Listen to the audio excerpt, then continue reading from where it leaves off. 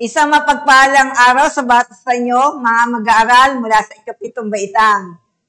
Ako ay natutuwa na muli kayo makasama sa ating ikatlong bahagi at huling bahagi ng ating pag-aaral at pagtalakay sa Aralin 10, Hierarkiya ng Pagpapahalaga. Noong nakaraang linggo tayo ay nagkaroon ng pagtalakay sa ating topiko, sa ating aralin na iyan. Tingnan nga natin, balik-aralan nga natin kung ano yung mga kailangan natin gawin. Bago tayo magpatuloy, ano nga ba yung layunin natin sa araw na ito? Ano ba yung inaasahang may pamamalas o may papakita ninyo bilang mag-aaral? Layunin natin ang naisasagawa ang paglalapat ng mga tiyak na hakbang upang mapataas ang antas ng inyong mga pagpapahalaga. Yan ay sisikapin natin na maisagawa mga anak sa pamagitan ng inyong pakikisa, pakikilahok at patuloy na pakikinig sa ating pagtalakay. Gaya ng nabanggit ko kanina, magbalik-aral tayo. Ano ba yung pinag-usapan natin? Ano ba yung ibinahagi ko sa inyong aralin? At ano yung pinakinggan ninyo at tinalakay ninyo sa inyong mga follow-up classes? Di ba pinag-aralan natin ang 5 katangian ng mas mataas na pagpapahalaga? Gayon din, tinalakay natin ang hierarkiya ng pagpapahalaga. Tingnan ko nga kung natatandaan ninyo kung ano yung mga hierarkiya ng pagpapahalaga. Ano yung 4 na yon? Tingnan natin kung tama ang inyong mga naisip.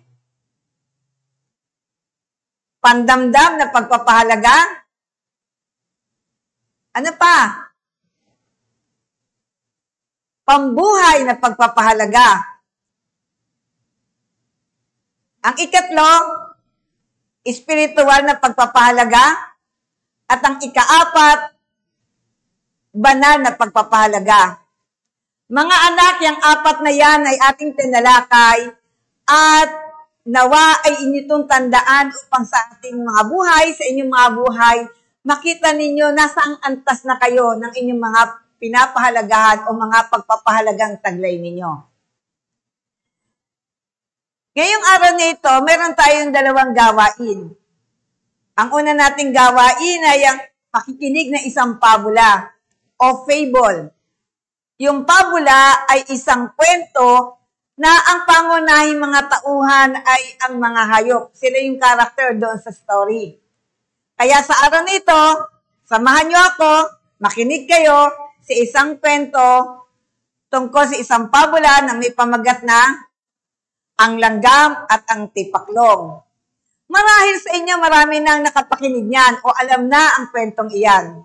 Gayunpaman, alalahanin natin to at alam ko na mayroon itong ituturo sa bawat isa sa inyo. Maganda ang panahon. Mainit ang sikat ng araw. Maaga pa lamang ay gising na si langgam. Nagluto siya, kumain siya, at katulad ng dati, siya ay umalis ng bahay upang maglakad-lakad at humanap ng maiuuwing pagkain. Sa kanyang paghahanap, isang butil ng bigas ang kanyang nakita. Kanya itong pinasan at iuuwi niya sa kanyang tahanan. Sa daan, nakita siya ni Tipaklong. Magandang umaga, kaibigang langgam, bati ni Tipaklong. Kay bigat ng iyong dala? Bakit ba wala ka nang ginawa kundi maghanap at mag-ipon ng pagkain? Tanong yun ni Tipaklong kay langgam. Oo nga, nag-iipon kasi ako ng pagkain habang maganda ang panahon, sagot ni langgam. Tumulag ka sa akin, kaibigan langgam, wika ni Tipaklong. Habang maganda ang panahon, tayo ay magsaya. Halika, tayo ay lumukso, tayo ay kumanta, tayo ay maglibang, wika ni Tipaklong. Ikaw na lang, kaibigan Tipaklong, sagot ni langgam. Gaya na sinabi ko kanina, habang maganda ang panahon, ako ay maghahanap ng pagkain. Ito'y aking iipunin para ako ay may makain kapag sumama ang panahon. Ganun nga ang nangyari. Si Langgam ay nagpatuloy sa paghahanap ng anumang makakain niya at maiipon sa kanyang bahay. Sa bawat araw ng pagdaan niya, nakikita niya si Tipaklong, binabati siya, at walang ginawa si Tipaklong kundi ang mamahinga, maglibang, kumanta, lumukso. Hindi niya ginawa ang pag-iipon katulad ng ginagawa ni Langgam. Lumipas pang ilang araw, dumating ang tag-ulan. Ulan sa umaga, ulan sa gabi. Maging sa hapon, umuulan. At kadalasan, na nakikita yung malakas na hangin, may kasabay na pag-ulan. Nakita yun ni Tipaklong. May panahon na dumating na ngang kumikidlat, kumukulog, at sumasabay ang malakas na buhos ng hangin. Sa panahon yon, si Langgam ay nasa kanyang tahanan, panatag, may kinakain, samantalang ginaw na ginaw at gutom na gutom ang kawawang Tipaklong. Mga anak, yung istoryang yan ay maliit, subalit mapagyayaman pa natin yan. Paano? Sa pamamagitan ng pagsagot natin sa mga sumusunod na tanong sa inyong kwaderno. Anong pagpapahalaga ang taglay ni Langgam? Sagutin natin yan. Ano yung values ang meron si Langgam? At anong pagpapahalaga ang taglay ni Tipaklong? Pangalawang tanong, kaninong pagpapahalaga ang nasa mataas na antas? Patunayan natin. Kaninong pagpapahalaga ang nasa mataas na antas o level? Patunayan natin. Yan mga anak ay isusulat ninyo sa inyong kwaderno. Gawain 2. Ang sabi diyan, gumawa ka ng sarili mong bahagdan ng pagpapahalaga batay sa hierarkiya ng pagpapahalaga na sinulat ni Max Keller. Ano yung mga iyon? Yung pandamdam, yung pambuhay na pagpapahalaga, yung spiritual na pagpapahalaga at banal na pagpapahalaga. Ang gagawin ninyo, mula doon sa mga isinulat nyo noon na mga pinapahalagahan nyo, tukuyin mo kung saang antas na bibilang ang mga ito. Natandaan nyo mga anak ng mga nakakaraang aralin. Pinasulat kayo kung ano yung mga bagay na sa tingin nyo ay pinahahalagahan ninyo. Marami yun, di ba? Ngayon, ang gagawin ninyo, tukuyin ninyo kung saang antas sila nabibilang. Ang gagawin nyo, isulat ang mga ito sa hagdan ng pagpapahalaga gamit ang sumusunod na format. Tingnan nyo mga anak. Sa gawin dulo, nandun yung pandamdam, pambuhay, espiritual at banal na pagpapahalaga. Diyan nyo isusulat yung mga pinahalagahan ninyo o binavalue ninyo sa inyong mga buhay. Maaaring tanong nyo, ma'am, paano gagawin namin? Ika, bigyan ko kayo ng 2 halimbawa. Ano kaya yung pinapahalagahan ninyo? Ano yung mahalaga sa inyo sa mga panahong to? Marahil ang sumagot sa inyo ay gadget. Cellphone, iPad, basta gadget. Yun yung mahalaga sa inyo, di ba? Tingnan natin saan pwede siyang ilagay na hierarkiya ng pagpapahalaga. Ang gadget ay nabibilang sa hierarkiya ng pandamdam o sensory values. Iyan ay ang pandamdam na pagpapahalaga o sensory values ay pagpapahalaga na kinapalooban ng mga pangunahing pangangailangan ng tao. Mga pangunahing nating pangangailangan, pagkain, tubig, tirahan, pananamit. At kasama na rin dyan ang mga luho o mga gusto natin o mga paborito nating gamit. So, ang gadget ay kabilang sa pandamdam na pagpapahalaga, na siyang nasa mababang level, nasa mababang antas. Yan ang isang example natin, mga anak. Tingnan natin. Ikalawang halimbawa, marahil naiisip mo yung pag-aalaga mo ng iyong kapatid, nakababatang kapatid. Iyan ay pasok sa espiritual na pagpapahalaga. Bakit? Kasi yung espiritual na pagpapahalaga, mga anak, ay tungkol sa kabutihan, hindi lamang sa iyong sarili, kundi maging sa iyong kapwa. Kaya isipin natin, ano ba yung mga pinahalagahan natin na isinulat natin dati? At ilagay natin yan doon sa mga kinabibilangan nitong mga pagpapahalaga. Maari sa pandamdam, sa pambuhay, sa espiritual at sa banal na pagpapahalaga. Sana ay maging gabay nyo, anak. Mga anak, iyang halimbawa na aking ibinigay sa inyo. Ngayon, pagkatapos ninyong gawin, sagutin natin ang mga gabay na tanong.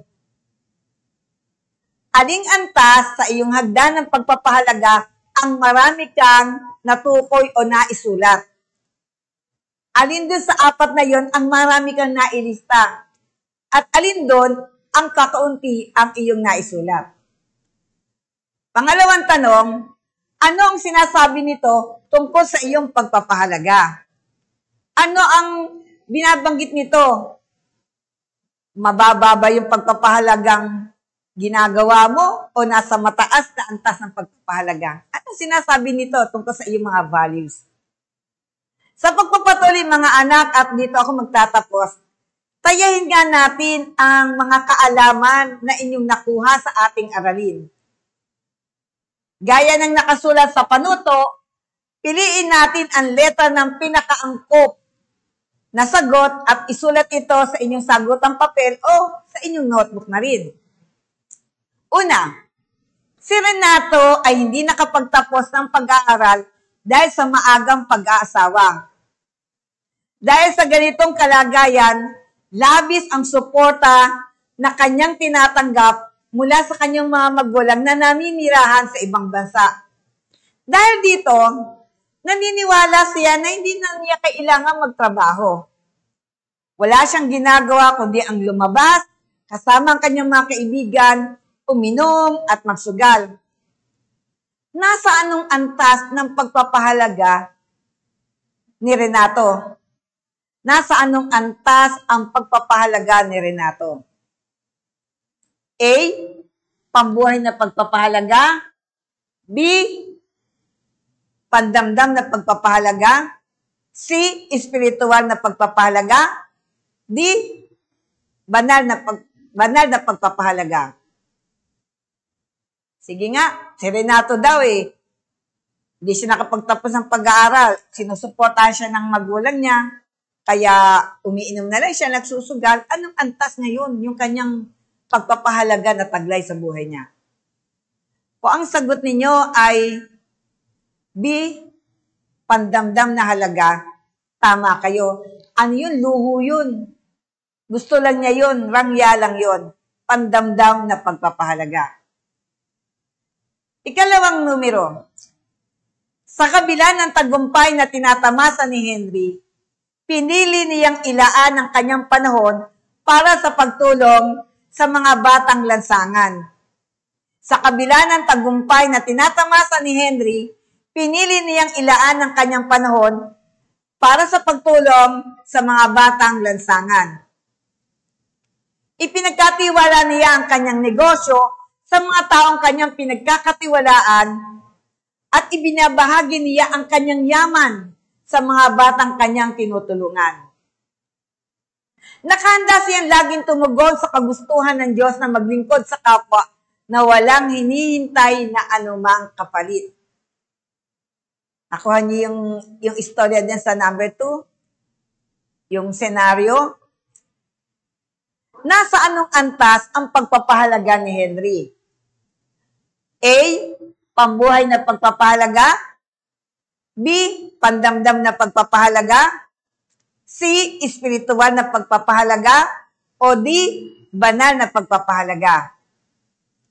Yung pagtulong sa kapwa, yung hindi lang sarili ang iniisip, kundi yung kanyang kapwa rin. Anong antas ng pagpapahalaga yun? Yung taglay ni Henry. Nakuha niyo na? Tingnan natin ang sagot. Kung ang sagot nyo ay espiritual na pagpapahalaga o letter C, tama ang inyong sagot. Dako tayo ngayon sa ikatlong bilang. Ito ay pagpapahalagang may kinalaman sa mabuting kalagayan ng ating buhay, yung ating well-being. Pinapahalagahan ito upang masiguro niya ang kanyang kaayusan at mabuting kalagayan. Ito yung tungkol sa ating sarili mga anak, yung matiyak na tayo ay maayos, nasa mabuting kalagayan. Anong uri o anong hierarkiya na bibilang ang definisyon na iyan? A, pambuhay na pagpapahalaga. B, pandamdam na pagpapahalaga. C, espiritual na pagpapahalaga. At D, banal na pagpapahalaga. Kung ang sagot nyo ay letter A, tama ang inyong sagot. Pambuhay na pagpapahalaga o vital values. Patuloy tayo mga anak sa bilang 4. Ang mga sumusunod ay katangian ng mataas na antas ng pagpapahalaga maliban sa, anak, pakinggan niyo mabuti ha. Ang mga sumusunod ay katangian ng mataas na antas ng pagpapahalaga maliban sa except for A. Mataas ang antas ng pagpapahalaga kung tumatagal at hindi nababago ng panahon. Mataas ang antas ng pagpapahalaga kung tumatagal at hindi nababago ng panahon. Letter B. Mataas ang antas ng pagpapahalaga kung ito ay batayan ng iba pang pagpapahalaga. Letter B. Mataas ang antas ng pagpapahalaga kung ito ay batayan pa ng iba pang pagpapahalaga. Letter C. Mataas ang antas ng pagpapahalaga kung ito ay nakabatay sa nakararamdam nito. Mataas ang antas ng pagpapahalaga kung ito ay nakabatay sa nakararamdam nito. At letter D. Kahit dumadami pa ang nagtataglay ng pagpapahalaga, mahirap pa rin mabawasan ang kalidad nito. Letter D. Kahit dumadami pa ang nagtataglay ng pagpapahalagang ito, mahirap pa rin mabawasan ang kalidad nito o quality nito. Alin kaya sa 4 na yan? Sa A, B, C, or D? Ang tamang sagot o angkop na sagot. Kung ang sagot ninyo ay letter C, mataas ang antas ng pagpapahalaga kung ito ay nakabatay sa nakakaramdam nito. Yan anak ang hindi kabilang. Yan yung hindi kabilang sa katangian ng mataas na antas ng pagpapahalaga. In example natin dyan si Rosel ang bubuyog, isang bulag, pero nagtagumpay sa kanyang buhay. Last one. Walang ibang hinangad si Charmaine kundi ang makamit ang kakontentuhan sa buhay. Sa panahon na labis ang kanyang pagkapagod sa trabaho, naglalaan siya ng panahon upang magbakasyon at upang magpahinga. Lagi niyang binabantayan ang kanyang pagkain na kinakain upang masiguro na napapanatili niyang malusog ang kanyang pangangatawan. Si Charmaine, nagtatrabaho, pero nilalaanan niya ito ng panahon upang siya ay makapagbakasyon, makapagpahinga, at tinitingnan niya kung anong uri ng pagkain yung kinakain niya. Ang tanong, nasa anong antas ng pagpapahalaga ni Charmaine? Nasa anong antas ang pagpapahalaga ni Charmaine?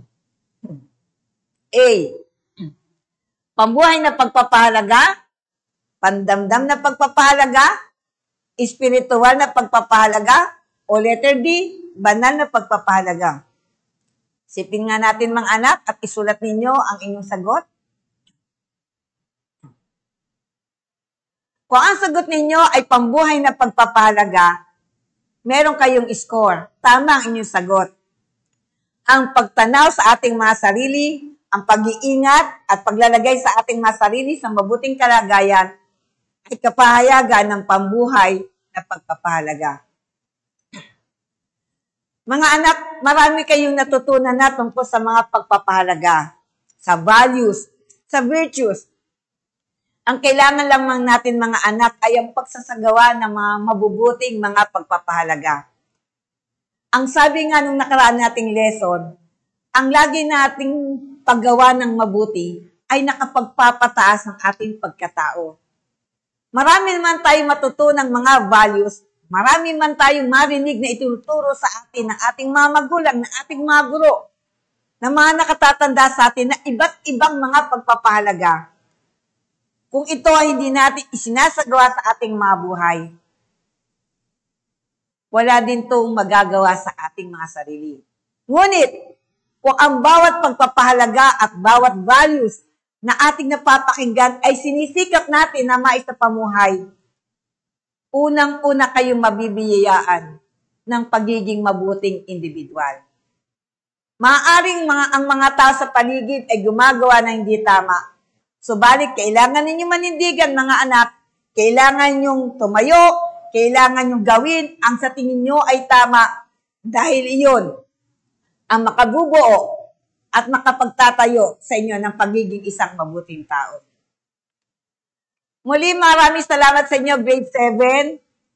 Salamat sa inyong pagsama sa ating 3 beses na pag-aaral para sa Aralin 10. Nawa, patuloy niyong maisapamuhay ang bawat mabubuting asal, mabubuting turo na iminihagi sa inyo na inyong mga guro. Isang magandang buhay, mabuting tao. Ang pagpapala at pag-iingat ng Diyos ang sumaatinawan lahat. Paalam sa inyo, grade 7, at maraming salamat muli.